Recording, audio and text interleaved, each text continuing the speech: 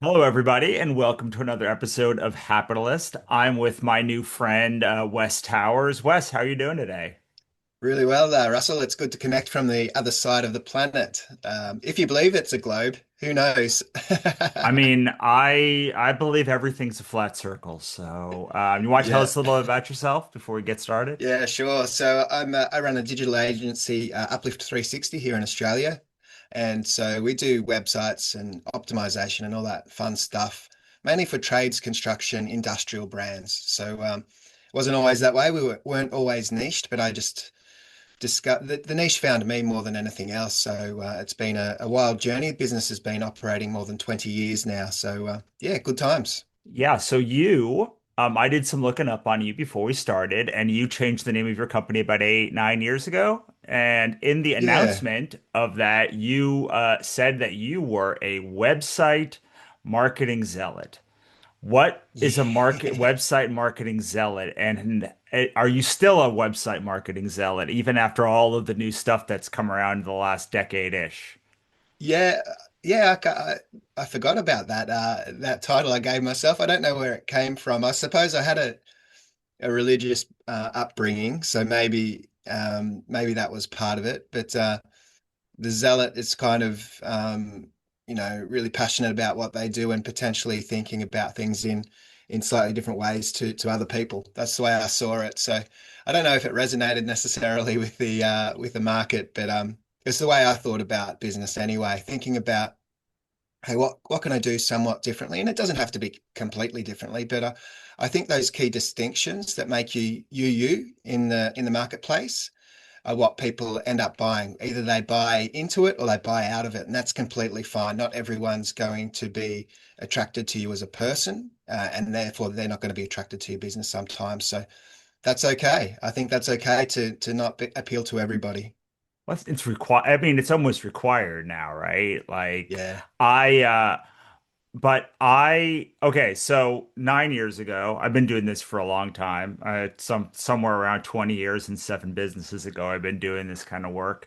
And it seems like there's been 9 million revivals of a website in the past 10 years, like, and changes where it's gone from website centric to blog centric to social media centric to podcast, and it's like it's sort of moved the needle of what you're supposed to do yeah, has moved. But looking up your company, you have stayed pretty consistently like website centric, it seems. What makes you yeah, what makes you so confident that websites are the defining feature of like a business? Or is that even yeah. true? Yeah, well, I think it's the one territory you control, the messaging. So everywhere else, it feels like it's just noisy places. Particularly if you think about, social media is probably one of the first things we think about if we're thinking about online, because a lot of us are addicted to that stuff and doom scrolling and all that kind of stuff. And there's just so many distractions, and it feels as though it's eroding our capacity to even concentrate on something. Our attention Mhm. spans are zapped, our brains are fried for all these reasons, and that's because there's just so much noise out there. So they'll see your post, and then next second they're seeing something else. But your website is you control the message, and you've got their attention for a slightly longer time. And if they've spent the time to come to your website, they're probably more engaged and ready to buy something. And at the end of the day, business needs someone to buy something eventually sometime. So they're probably closer to that pointy end where they're ready to make a decision. So you can control the whole message, you control the styles, everything that you want them to understand. Now that most of them are not going to read word for word everything you publish, they're going to glean through and find the thing that they're interested in. So you need to find a way to guide their eye through those core messages that you want them to understand as a priority, but you want them to be able to take action. So what's the next logical step that someone's going to take? So I believe in social media marketing and all the other avenues, advertising, etc. But when they get to your website, they're so close to buying. They're ready to, oftentimes ready to make that decision. That's where we want to spend. That's where we invest our time for our clients. Yeah, so I thought something you said recently was really interesting. You had said that when you something around the lines of when you do a website audit, we think over time that we should keep putting more and more and more and more and more stuff Yeah. online, but like really it's about cutting more and more and more and more away so you can get to the core of the message. Could you talk a little bit about that? Because I'm a loquacious bloke who likes going long on stuff, and Yeah. that I have a lot of feelings about this. Yeah. Well, yeah, so that's right. So there's that temptation that as businesses evolve and you introduce new products or service and offerings, you add them into your site, but you never remove old ones. And so a confused mind can't make a decision. And as I said before, that our attention span is evaporating. It feels like really fast. So you've really got to grasp people's attention. So if you're spreading your message too far and wide, then they're just not grasping any of it. So, yeah, I think that now I wish I could remember there was a famous quote from an artist or a designer rather. I think he might have been German, and he spoke about design being um, how did it go? Something along the lines of design's finished when you've removed everything that doesn't need to be there, sort of thing. And that's an interesting way of looking at it. Obviously, an engineer type designer is thinking about the pragmatic, practical application of what they're doing. An artist is thinking more about the aesthetic. There is balance in all of these things, but I think from a marketing standpoint, to make sure your core message sings the loudest, that's often by removing the peripheral kind of messaging.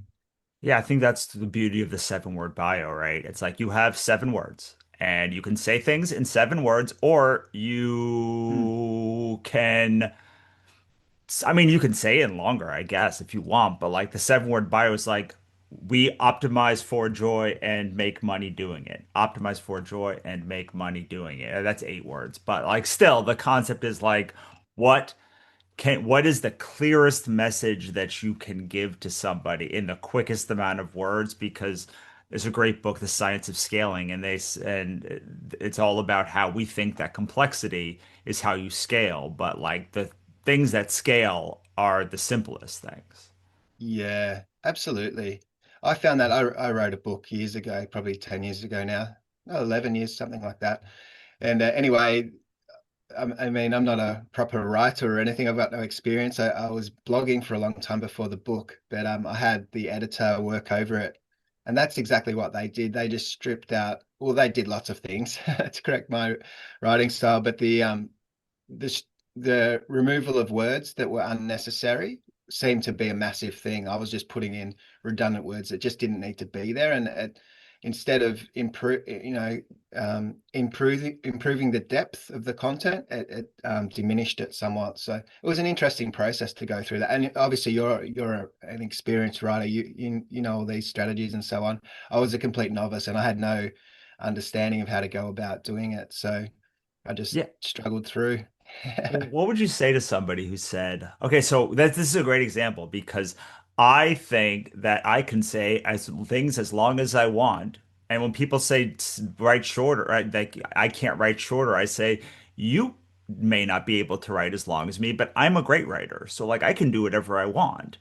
Yeah, And like, is that I think that we so often are in a position when we master one thing or we're really good at one thing to think yeah, that that carries over into other areas. And like, I guess my question is, you work with a lot of pretty successful construction companies and such.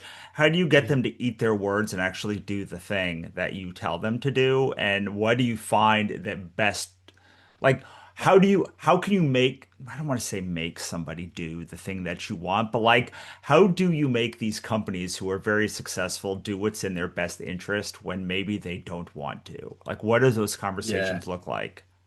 Yeah, it can be interesting because when, as you say, we focus mostly on websites. So if you don't really have an understanding of the marketing principles and the user experience of a website, all you can do is make decisions based on your personal preference of what looks good.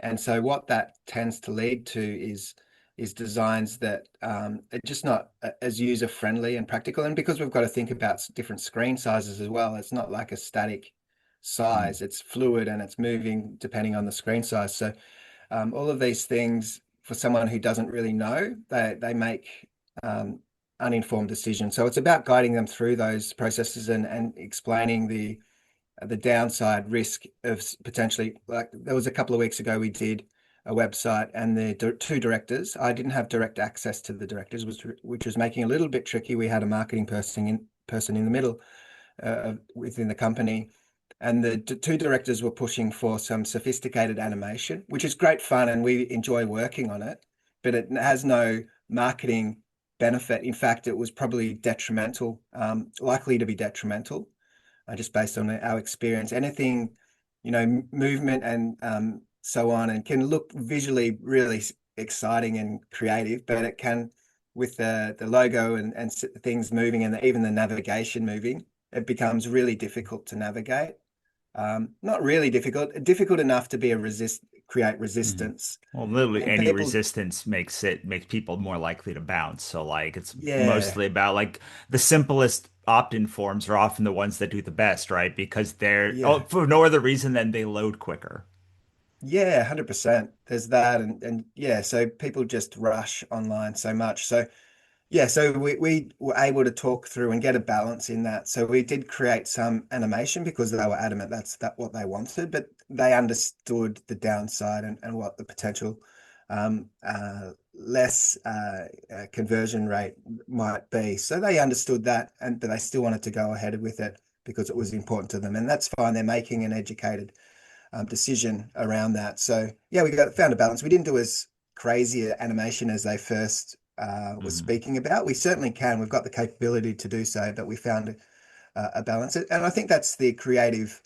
That's what makes creativity exciting. It's working within the confinements of whatever it is that you've got to do. And in these instances, it's almost like a collaboration. So you've got tension between, I think the tension between two truths is super exciting. So in this instance, you've got the tension between the creative and the beauty and the excitement, but then you've got the tension on the opposite side, the pragmatic, the goal-oriented. That balance and that tension, I think that's what creates really great work. Yeah, I mean that's what Frank Gehry said. Frank Gehry did a master class some years ago, the designer of the Walt Disney Concert Hall and the Guggenheim, and he said that 85% of what I do is the same as everyone else. Like I have the same constraints of building codes and gravity and sound and acoustics and all of these things that I have to work inside, and it's in that 15% that I really Yeah. can be creative. Yeah, that's it, isn't it? And so we're going to see that in lots of creative endeavors. Obviously, with AI, it's making the technical side super easy, but I think it's going to be the creative artist's mindset that makes all the difference. It's that five, it's probably not even 15%, it's probably 5%, maybe it's only 2%. But that's where the real power is, I think, in the world we're moving into. Those that can think beyond what has been and think about what might be. That's where true value will be, I believe. It's going to be less about the technical, how to do the thing, and more about the thinking behind it.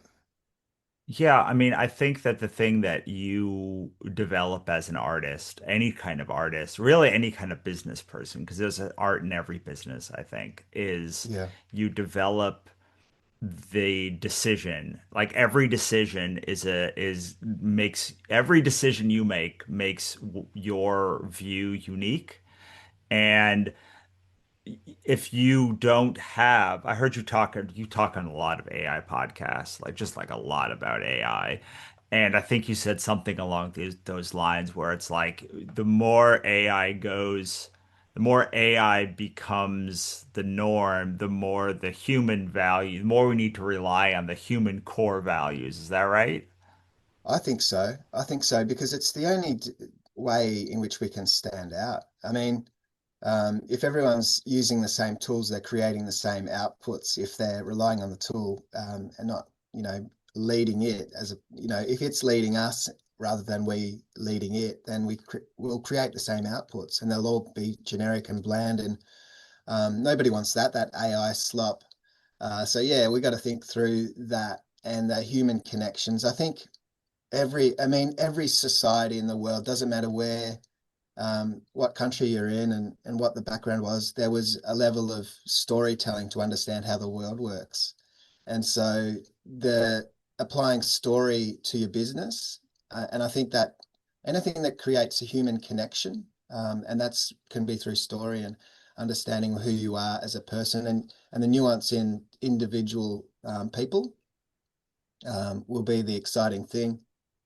Yeah, so that's what we're working towards, trying to bring that human factor so people know, like, and trust who they're working with and want to work with them. They can trust that they're going to fulfill on the promises. Because you can imagine we're doing, construction company websites. So, if they're building their dream home, let's say, they want to know they're going to deliver exactly what was proposed, and they're not going to go out of business halfway through the project. That's been a massive problem here in Australia. We had a bunch of businesses go out of business simply because building materials costs went up and they were on fixed contracts. So Mm, all of a sudden, these builders are making a loss, and some were able to wear those losses because they're big enough and they worked through the other side and made a profit again. But others just were smashed in the middle. So the people halfway built their dream home and then they're left in the lurch. So you want to be able to trust the builder you hire. And that's just right. one example. There's going to be lots of industries that are smashed around a little bit with what's going on in the world right now.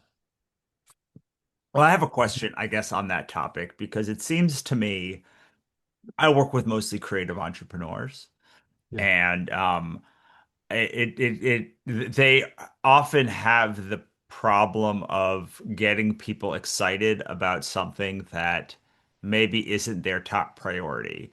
And it makes me think of, as I'm talking to you, like probably a construction company doesn't care about their website as their most important thing. They want to build the Yeah. thing. They want to like build the product, and they want to like meet the customer and do the arch. I don't know what construction companies want to do, but like I can almost assure you it's not like make a website. Otherwise, they'd be website designers, right?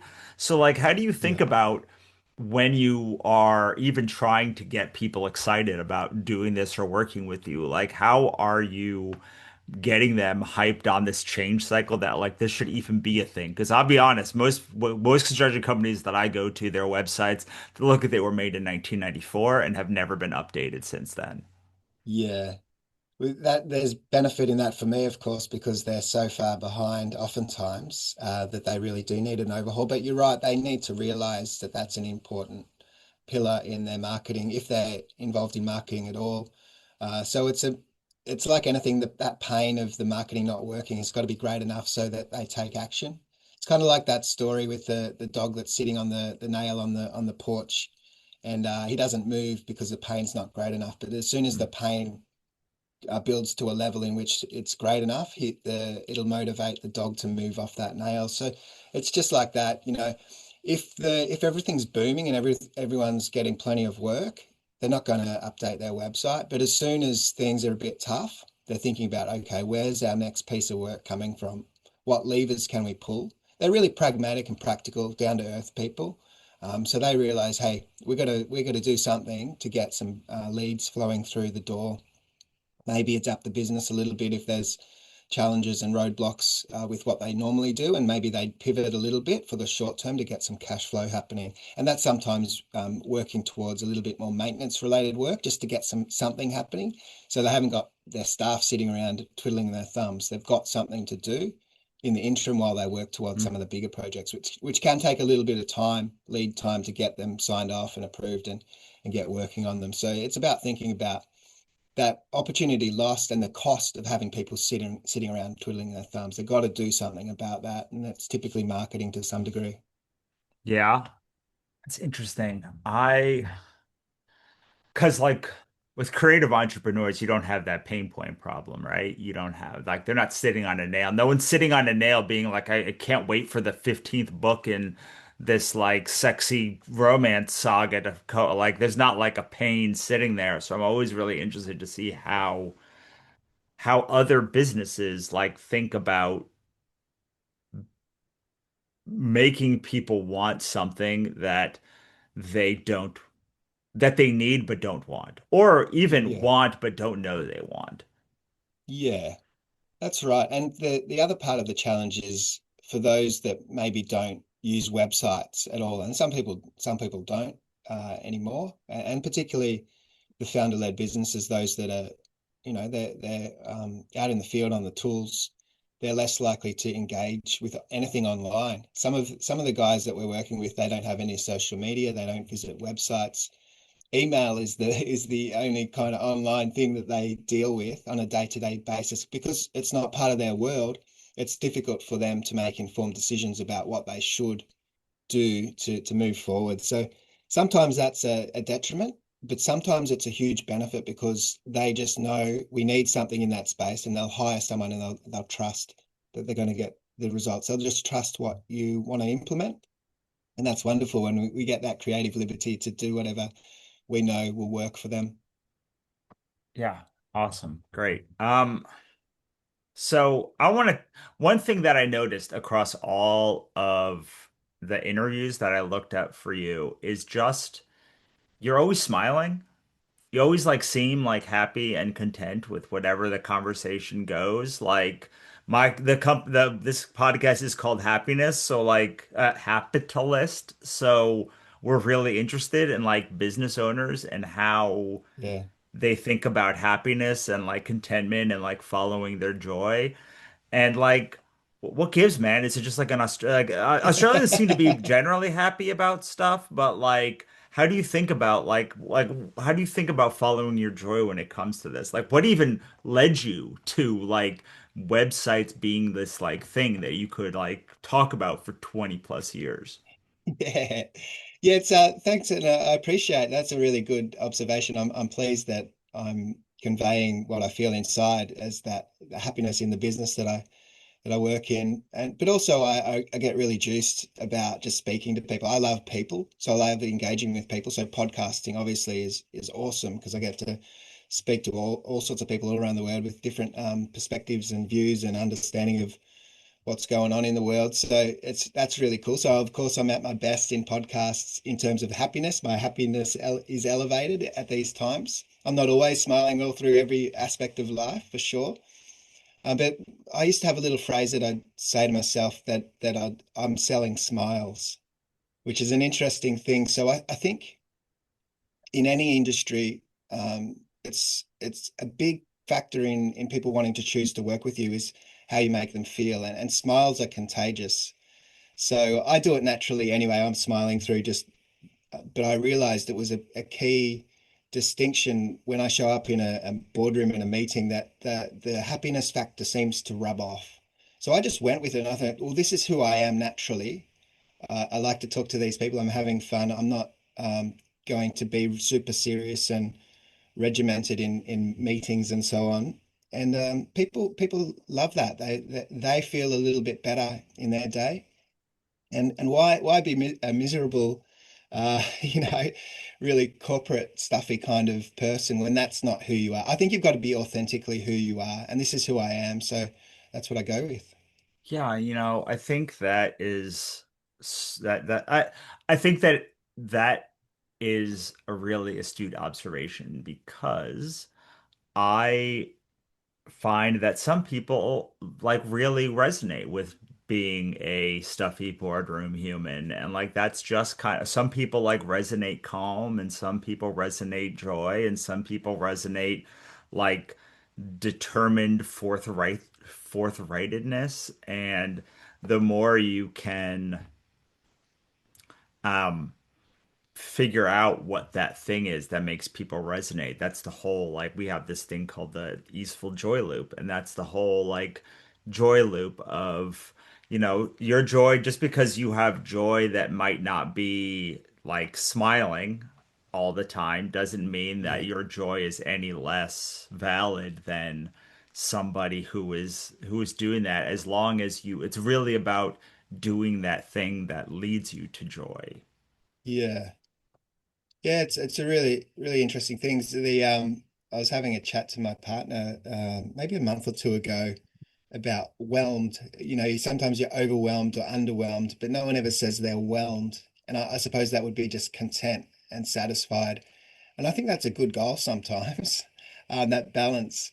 But actually, we were at a market and someone had a brand called Whelmed. And I thought, oh, cool. I've never actually seen anyone use the word, but that was their brand, Whelmed. So I think, business can be a roller coaster ride of ups and downs and, everywhere in between. But you've got to find balance and contentment no matter what the circumstances are, kind of like a Zen kind of Buddhist philosophy, I suppose.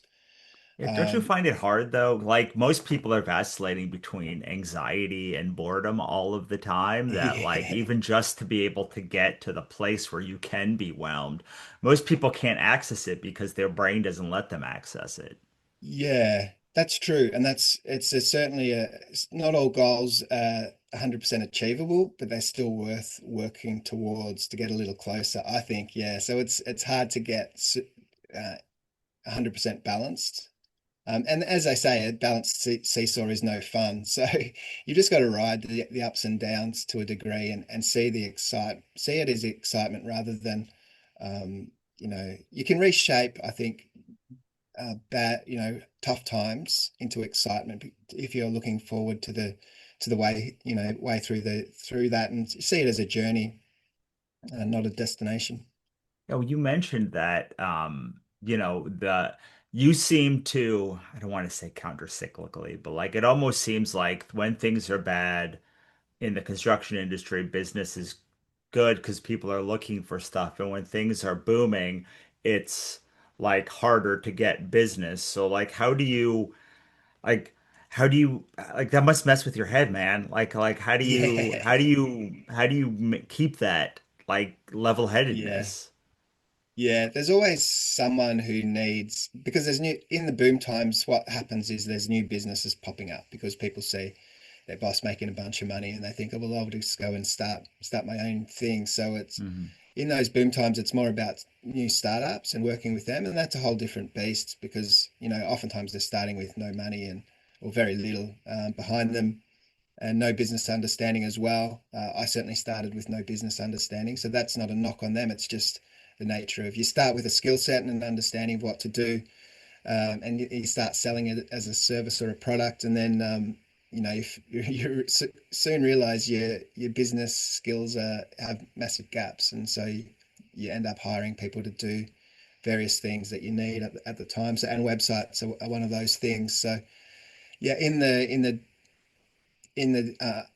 boom times, I'm focused on more of those startups. In the down times, I'm looking at a bigger business that's established that needs to change gears and think about marketing in a whole new way. And are you doing like are you regularly putting together a plan like every 3 to 6 months of like what the timing is, or like how are you making these hit lists of targets, and like how does I mean, I know there's a lot of designers working on what like they're listening right now that I'm sure are interested in like, cool, I would like to work with businesses in this same way. So like how do you put Yeah. together a plan for assuming someone's like new or maybe just like wants to grow their business? Like how are you putting together a plan for like tackling these times? Yeah, I think you've got to work your plans around what works best for you as an individual. For me, if I'm going for the slightly smaller startup business, there's certain networking groups I can go to because I know that's where they're hanging out. That's one of the Mhm. first things they'll do is go to some of the local networking groups for business, and they'll be hanging around. So just to meet them there, because it's really difficult to find a startup business because how do you find them Mhm. until they're publishing something online? So finding them where they're at, and I know that's where they're going to be hanging out. And then if it's boom times, I'll look at. I love networking. Just as I said before, I love people, so it makes sense for me to use it as a strategy. So if it's boom times and I'm looking for a slightly bigger customer client, I'll be going to industry events. So where I know You some mean of like these big conferences and such? Yeah, yeah, and they might be specialized for the building industry or, some form of trade or some industrial. We've done a bunch of steel websites, so Mm. steel events. They have a body here in Australia with all where all the large players in steel will go to their events. So I think for me, hanging out where those people are at the time when I want them, is the gold. And because That's just like podcasting, I love it. So it's not a burden for me. I mean, it can be later nights, because it's working in the evenings, but I love it. So it works for me. But that's not going to work for everyone because some people just don't want to talk to people that much. Well, it's so interesting because you think that like your business is so online that like you would say you are marketing and targeting and doing all like SEO and Yeah. PPC ads and such, but you're saying that like really you're getting in front, your goal is to get actually in front of people where they are, not necessarily like run online marketing ads and fully optimize for them. Yeah. Well, we do the online piece optimized, but for us, all our competitors are really good at that too. So Hmm. it's an incredibly difficult space to do really well. And particularly the ads, you can burn through so much advertising spend. And because all your competitors are doing a really great job, it's incredibly difficult. So I think you've got to be counterintuitive. I think the best successes are always thinking about what everyone's doing and then do the opposite in your industry. So, I mean, as you say, a lot of the construction and trade related businesses, their online experience sucks, really. It's outdated. It's really sloppy. So they've got a gold mine of opportunity online because everyone else is doing a terrible job. And that's a big part of why I think our business is successful, just because there's so many opportunities in an industry like that where just moving a few levers for their website, even if we just give it a bit of a facelift and not a whole new website, they can do incredibly well, simply because you've only got to be better than all your competitors. And if you're in a Right. small town, let's say, and you're an electrician and there's only one other electrician, well, you've just got to be better than that guy. So that's the way to think about it. Yeah, I think it's someone said to me recently, they're like, look, I work with bigger companies. I work with companies where if I give them a 1% boost, that's a significant revenue gain for them. And so like if your average client spends $200,000 with like one lead is $200,000, then like you get them Yeah, one more lead a year and you charge them 50 grand, like you have given them $150,000 in profit. And we're usually so caught up in this I trying to say this in a way that is that I'm just gonna say it. Like we're so caught up in making and having cool business, we don't actually think about like the sustainable business where it's like yeah, most good business is boring because it's about what you can repeat, right? Like it's about like, yeah, okay, like yes, it might be great that you like did fireworks this one time, but like someone's gonna want you to do that again. And like the way you get business is to be like, hey, you did this really cool thing for Bob over here. I want that too. And yeah, like those businesses that continue that repeat, um, they're often not doing sexy work. They're often doing good work that is repeatable.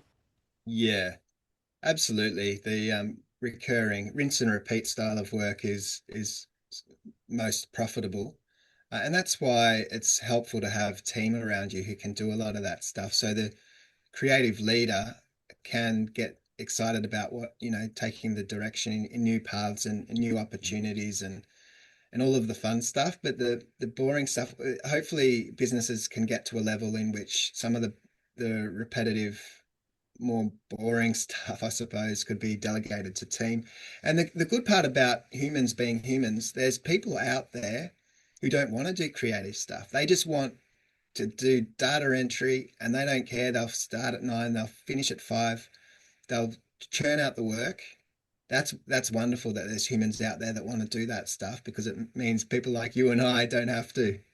Yeah, you know, I was at a book signing the other day, and the person who was doing the signing was talking about how much they like repetitive tasks and how much their grandmother was like, you would think that they would get bored sewing the same seam, but like there was like they Yeah. got great joy doing the same repetitive task over and over and over again. And like my job, my goal, my businesses usually are like the minute I figure something out, I blow it up and torpedo it. And it's like, no, Russell, how do we not torpedo your business anymore?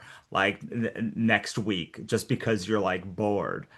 Um, and so yeah, like I think about this all like everyone is not you. Like Yeah. everyone needs the God help the people that are also visionaries and always want to be on to the next thing because someone's sweeping up behind you, like making a fortune on the thing that you set up. And I look back and I'm like, man. I left a fortune behind for all these people's businesses, like these people that could just do that thing over and Yeah. over after I like broke the barrier, like making a fortune, like $1 million a month companies. And I'm sitting here Yeah. being like, well, yes, but I was bored for a minute, so I blew it up. Yeah. I got a friend exactly like that. He's got a few businesses, and so he won't spend time in all of them all of the time. He's got to spread himself around, and they're in different parts of Victoria here in Australia. So they're in different locations.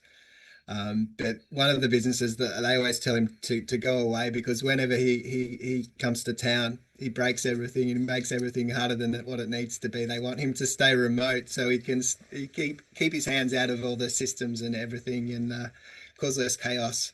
They obviously joking to a degree, but there's an element of truth in it. So for him as a creative entrepreneur, he's always looking at new opportunities and new ways of doing things, and the team just want to stick to what they know works and do best.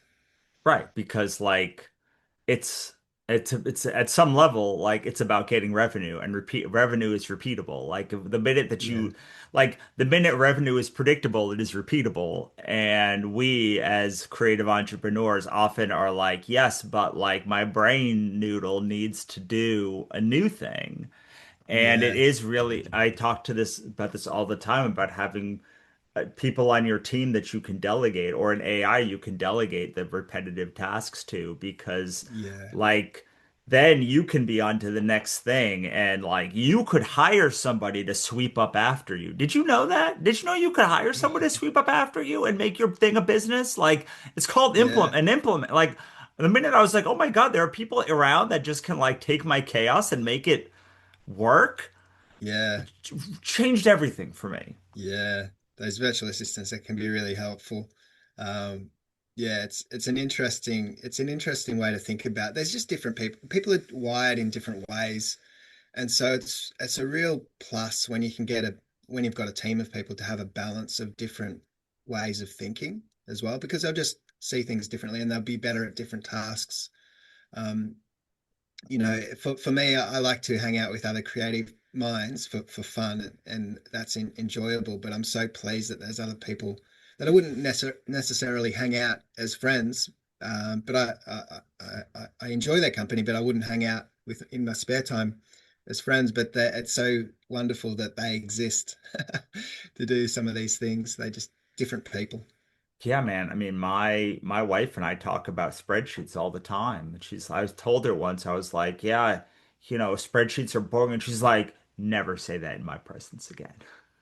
I was like, Yeah, this is why it's great that you do like I come along and I have a great idea and then I like initiate it and then you research it and we both are in our zone of genius even in this relationship. Like I yeah, don't have to. And then if you spend too much time ruminating on it, I'm just like, we need a unilateral decision. I'm Mr. Unilateral decision. Break all these things, do this one thing, and now we're moving on. Let's get dinner.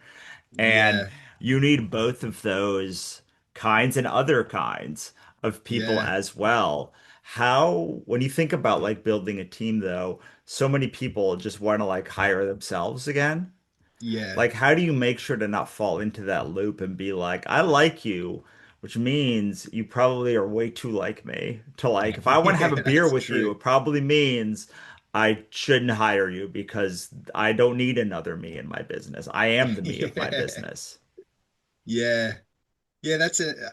I've never thought about it in such a clear way as the question has been put, but I suppose intuitively I've kind of gone down that path of thinking about I just think about how is this person going to remove stuff from my plate that I don't want to deal with. And so if I suppose if they are like me, that's chances are that they're not going to remove it to a large degree. So yeah, thinking that through. Yeah, and you touched on something interesting. I heard it said for data entry type mindsets is it's kind of like knitting. It's just a satisfaction, that repetitive task of knitting the stitch Mm, after stitch. And I haven't seen it for a while, but you used to see people just sitting around everywhere knitting. yeah. Um, but and they enjoyed that. I mean, I couldn't think of anything worse, but they just enjoyed the repetition and to see the output of eventually creating whatever that, a jumper or No, whatever it there are these is. when they wanted to make when they went to make the suits for astronauts for the first like missions in space, they had to get people who could literally stitch into the same hole and never create new holes. Like, Oh and yeah, so they had to find people, and they ended up finding people who sew bras. They were the only people who could hit right. the tolerances that they need to make sure that, like, you don't think about that. Like, in order to make a spacesuit, they had to make something that could last in space, which means fewest holes possible Yeah, and like really no excess holes. And like I couldn't do that. I wouldn't have even thought to be like, oh, let's hire somebody to like stitch real good. I wouldn't even thought that was like a thing. And so it's great to have the person who can stitch good, the person who's like, we're going to the moon, and the person who can be like, let us figure out how to actually get to the moon. And you need all of those people working yeah, together to really have a business and other kinds of people too. yeah. Well, that's probably a great analogy for where we're going as a world as well. So to think about, so if you're a brass stitcher and you're awesome at brass stitching, but AI is going to come along and take away that uh, role in the workforce, well, then how do you reshape your skill set into something that's new? Where's the world going? Where's your career path going, or your business? What's the trajectory looking like? Because technology is changing everything. And how do you position yourself in readiness for whatever that new thing is to take your skill set from one place to another? That takes creative mindset, but that's applying your skill in one field to something else. I think that's those that can do that because everyone's worried a little bit about job displacement and what's going to happen, particularly employees. Um, they're thinking about what's going to happen with my role eventually. I Right. think if those that can think through reapplying their skill set to something slightly differently are going to be the big winners. But don't you think though that like I got in business specifically to work with cool people to do cool things. And Yeah, like I always surprises me when I talk to other entrepreneurs who are like, I can't wait to like offload things to AI. And I'm like, that's literally the opposite of why I got in. Like there's no fun in that part. Like fun is in like having you make a website for me and being like, why did you make all of these crazy decisions, man? Like if I know why you're doing those things, like I don't know. Like, I think, don't you think there's like some percentage of people, high percentage of people that like actually don't want to automate their businesses away constantly or like want to automate yeah, them to other humans? I always makes me so sad when people say things like that. Like, yeah, yeah, for sure. I mean, yeah, things are changing in a way that we don't all like. It's kind of like we call them supermarkets. You'd probably call it grocers, where it's automated. So there's lots of people that are really frustrated that they don't get to go through the checkout and talk to the person right. anymore. They get to scan their stuff through. So I think just that counter idea and philosophy, if you were to think about the way in which everyone's going and go the exact opposite, there's probably massive opportunity in there. It's just a matter of figuring out how to make it viable. And so thinking about your business and not just following the herd because they're having success and they're being profitable and all that stuff. There's probably remnants of other ways of thinking about it that are going to be niches that are equally valuable, but just you've got to find ways to make them viable in a different way. So that's the creative that people like you will find those little niches and opportunities that have been left behind. It's kind of like what you were saying before. You create a path and you bash down new opportunities. Pave a new way, and in the behind you comes people who pop up in different businesses. Creating that new pathway forward is going to be really really important, I think. Well, it's like I think about swords. Okay, so like swords were really important until about what, the 1920s when we stopped after World War One, we no longer had cavalry, right? But like there's still blacksmiths. There's still people Yeah, that like make by hand horseshoes. yeah, And like again, like you said, there's an opportunity. Like there's an opportunity whenever someone leaves a group of things behind because some amount of people will still want that thing. Like there's yeah, no earthly reason why anyone on this planet should want a sword. Like there's yeah, no utilitarian benefit of having a sword. Like if you need a utilitarian benefit, a knife is much more versatile and a gun is much more deadly. So, and yeah, yet, I could name probably 20 or 30 people off the top of my head who like have swords. And in the yeah, same way, just like what you're saying, it's like, well, I don't know. In my brain, we just eventually leave AI, like the internet to AI. And we're just like, they just like the AI can talk to itself. And like the bunch of people are just like, I don't know, man. Like it's just, I don't want to hear an AI talk to myself. And like they're like, I'm just gonna not be on social media anymore. And like I'm gonna do over here and I'm gonna make a knitting circle. And it's just yeah, gonna be like the 70s for those people. yeah. It's the kind of what's that religious group who kind of who don't buy into any technology? Quakers, The which one? Quakers or the Quakers or the Amish or The Amish I was thinking of, yeah, but any of those groups. I mean, sometimes in life it feels like, oh man, I just wish I could just go live like the Amish. So I think there's value in that, but just thinking about things in different ways. I mean, years and years ago in Australian history, we had the gold rush. I know that happened in other parts of the world as well, but it's said that so many people came looking for gold opportunities. I guess they're entrepreneurial, sailed around this, from the other side of the planet here to find gold. But the people who really made a lot of money were those who were making shovels. yeah, absolutely. Or So like yeah, Levi Strauss is a big one that like made their living selling jeans to like they sold jeans to gold rushers. That's what they 49ers, that's what right, they did. yeah, yeah. So there's just these little opportunities that pop up that no one really thinks about until in hindsight they go, oh yeah, of course they need some robust pants to wear in the gold rush, or they need some shovels, or there's probably a bunch of other things that could have been sold, and that's far more predictable because trying to find a piece of gold in the mountains or however they did it in the rivers might be pretty tricky. Yeah. But big reward, big risk that you find nothing, but low risk in making a product that everyone needs and uh, a reliable income.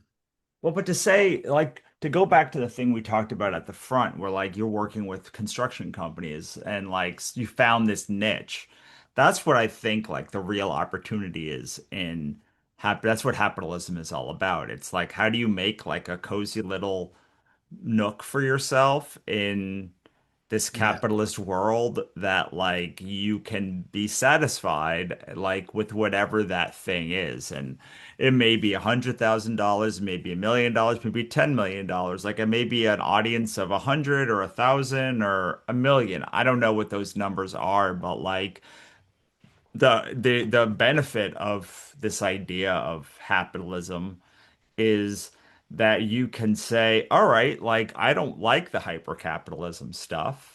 Like, or Mm. like this is where my benefit is now. This is where my little nook is now. And this is the niche that I have. And you have access to 8 billion people instead of 1,000 people or 100,000 people in your town. And you can actually say, I want to serve websites to people in Queensland, Australia, and only construction companies. And Mm, that can be like a thing that you do and make a good living in. And we're always looking at like, oh, what's the hyperscaling version of this thing? But yeah, like mostly you don't have to sell jeans to people. Usually people want jeans. They buy them because they don't rip anymore. And so every time somebody is like trying really hard to sell me a thing, I'm like, that's really interesting, buddy. Why do you have to sell that so hard? Shouldn't it just be like if it's good, I should obviously like it should be an obvious choice for me to make. yeah. Yeah, it turns into a more of an idea that they're buying, you're not necessarily selling, but and it changes the way in which you go about business. There was a really cool, there's an old book, I think it's called The Science of Getting Rich or something like that. The Mhm. author, someone Wallace, have you bumped into that book? Yeah, yeah, I have. Yeah. Really old one. And the concept of the science of getting rich, what, and I'll butcher how it was said, but it was something along the lines of creating more use value than cost value is the way of getting rich. And I think that's a good way of looking at it. The Yeah. more value you can provide to the end user, well, they're buying it, and you haven't got to work hard to sell because it's just an obvious balance of value in that. So it's an interesting way of looking at it. And the other thing you touched on is a lot of the bigger companies, they're compelled to go for more all the time because I mean, particularly if it's a listed company, they're obliged to do everything in the best interest of the shareholders. So that's one way of thinking about it, and sometimes they're forced to do so. But as a small business, you don't have to go for the biggest and greatest of opportunities. You just need to find something that creates sustainability for you and your small team and business, and that might be plenty. That might be an abundance for a smaller business, and that opportunity is just far too small for the bigger players to go for. So finding those little opportunities is where it's at for small. And I think the good part of AI is solo entrepreneurs are going to be able to run successful, sustainable businesses um, more easily than they ever Mhm. have done before. It's just about finding those little pieces that everyone's left behind. Yeah. Yeah. I mean, I'm very AI positive, like we're a very AI positive company, but like I do sometimes look like you're selling a little hard there, buddy. Like Mythos is going to like is so dangerous that you can't release it. Like it seems like a marketing spin going on here and um so I really appreciate you stopping by today and talking about it's been about an hour. We're nearing the end of our time together and you have not talked about any of the things that you do. So I would love to just hear like how people like what kinds of people you're looking to work with, like what would drive people? Like are you looking for designers also or like, it's kind of we don't do construction. So like what do we like how are we working together? Yeah, well, all sorts of people might be listening to the show, and that's cool. So, as you mentioned before, we do websites for construction businesses, industrial brands, those sorts of things. People might want to just jump onto the website out of curiosity's sake and see what we're up to. It's uplift360.com.au, an Australian website, but if you did jump on there, you'll see brands from all over the world that we've worked with.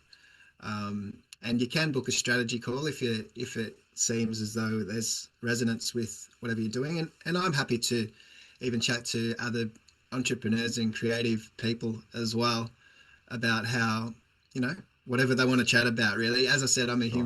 human person. I like to talk to people. So happy to do a strategy call with them. No Amazing, man. obligations. Yeah. Amazing, man. Well, thanks so much for stopping by and we'll talk to you soon. Thanks, Russell. Great to chat.